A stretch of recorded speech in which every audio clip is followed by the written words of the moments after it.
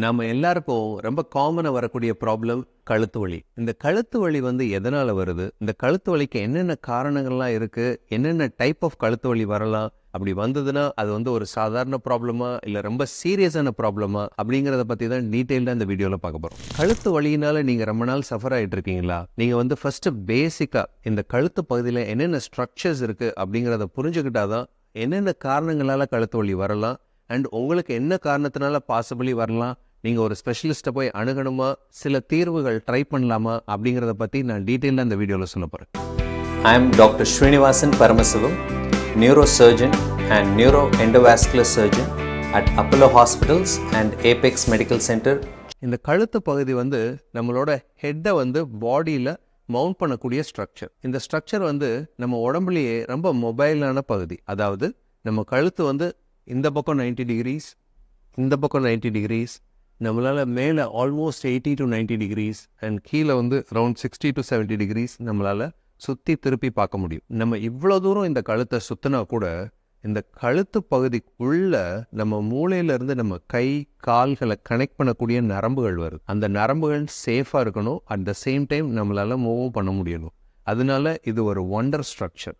இந்த கழுத்து பகுதியில் இருக்க போன்ஸ் அதை நம்ம சர்வைக்கல் ஸ்பைன் அப்படின்னு சொல்லுவோம். இந்த சர்வைக்கல் ஸ்பைன் எப்படி அரேஞ்ச் ஆயிருக்குன்னா, நம்ம ஸ்கல் போனை நம்ம நார்மல் ஸ்பைனல் கார்டோட கனெக்ட் பண்ணக்கூடிய இடம். அது சர்வைக்கோ வெர்டபிரல் ஜங்ஷன், சிவி ஜங்ஷன் அப்படின்னு சொல்லுவோம். அந்த சிவி ஜங்ஷன்ல ஒரு 2 சின்ன போன் இருக்கு. ஒன்று C1 ஒரு வாஷர் மாதிரி இருக்கும். அது நம்ம ஸ்கல் போனுக்கும் C2 அப்படிங்கிறது கொஞ்சம் ப்ராடான போன், அதில் நடுவில் ஒரு பெக் மாதிரி இருக்கும். அந்த C2 போனுக்கும் ஸ்கல் பேஸுக்கும் நடுவில் C1 போன் அரேஞ்ச் ஆகிருக்கும். இது அழகான ஒரு வாஷர். அது நல்லா அப்படி டேர்ன் ஆகும். அந்த இடத்துல தான் நமக்கு மேக்ஸிமம் மொபிலிட்டி இருக்கும். அதுக்கு கீழே பார்த்தீங்கன்னா C2 போனுக்குள்ள C3, C4, C5, C6, C7. So மொத்தமாக 7 போன் சேர்ந்தது தான் நம்ம சர்வைக்கல் ஸ்பைன்.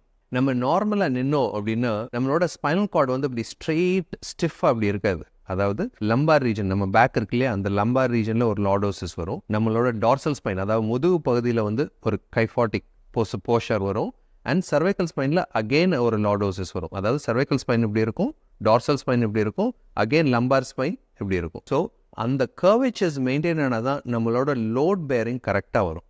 அண்ட் மோரோவர் இந்த சர்வைக்கல் ஸ்பைன் அது ஸ்டேபிளாக இருக்கிறதுக்கு சரௌண்டிங் சப்போர்ட் ஸ்ட்ரக்சர்ஸ் இருக்கு. அதாவது மோஸ்ட் இம்பார்ட்டன்ட் ஸ்ட்ரக்சர் சில லிகமெண்ட்ஸ், அதாவது சிவி ஜங்ஷன் சொன்னேன் இல்லையா, அந்த இடத்துல சில முக்கியமான லிகமெண்ட்ஸ் நம்மளோட ஸ்கல் பேஸோட அட்டாச் பண்ணி அதை ஸ்டெபிலைஸ் பண்ணுறதுக்கு ஹெல்ப் பண்ணும். அதுக்கப்புறம் ஒரு பட்டை மாதிரி ஒரு லிகமெண்ட், அதாவது போஸ்டீரியர் லாஞ்சிடியூடினல் லிகமெண்ட், அதாவது அந்த வெர்டெப்ராக்கும் ஸ்பைனல் கார்டுக்கும் நடுவில் நல்ல பட்டை மாதிரி ஒரு திக் லிகமெண்ட் ஒன்று வரும். அந்த ligament stabilises the spine. And moreover அதே மாதிரி பின்பகுதியில் இன்டர்ஸ்பைனஸ் லிகமெண்ட்ஸ், அந்த லிகமெண்ட்ஸ் எல்லாம் நம்ம வெர்டெப்ரல் காலமை ஸ்டெபிலைஸ் பண்ணும். இது போக உங்களுக்கு சரௌண்டிங் மசில்ஸ், அதாவது சில மசில்ஸ் நம்மளோட தோல் பகுதியில இருந்து நம்மளோட ஸ்கல் பேஸோட அட்டாச் ஆயிருக்கும்.